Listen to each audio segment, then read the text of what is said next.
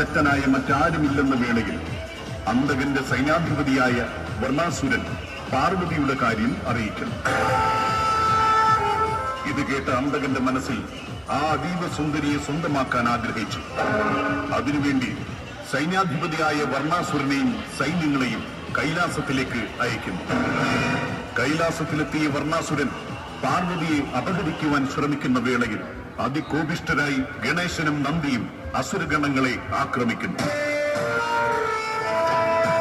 കോപമടക്കാൻ സാധിക്കാത്ത ഗണേശൻ ശിവരൂപം പ്രാപിക്കുന്നു.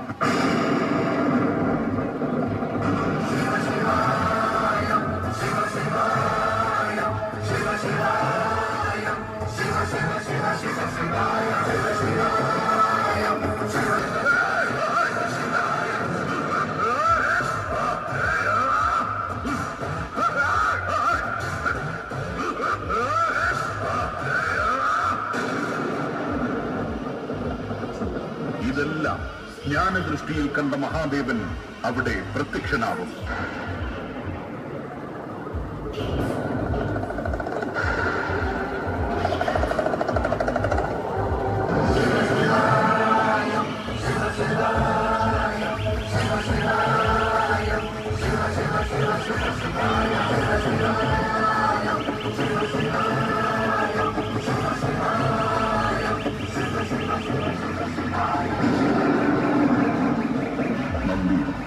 കോപമടക്കൂ നന്ദി, രൂപത്തിൽ നിന്നും പുറത്തു വരും പുത്ര.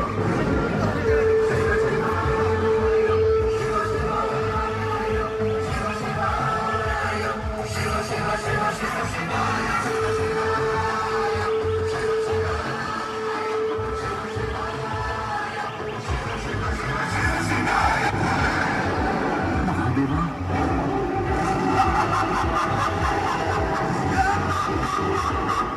ഇതാണോ മഹാദേവൻ?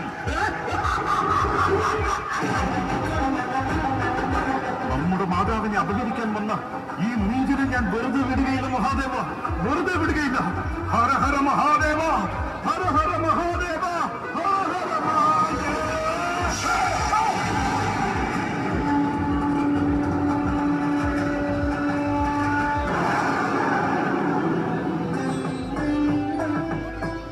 നന്ദി, നീ എന്നും എന്റെ പ്രിയപ്പെട്ടവനാണ്.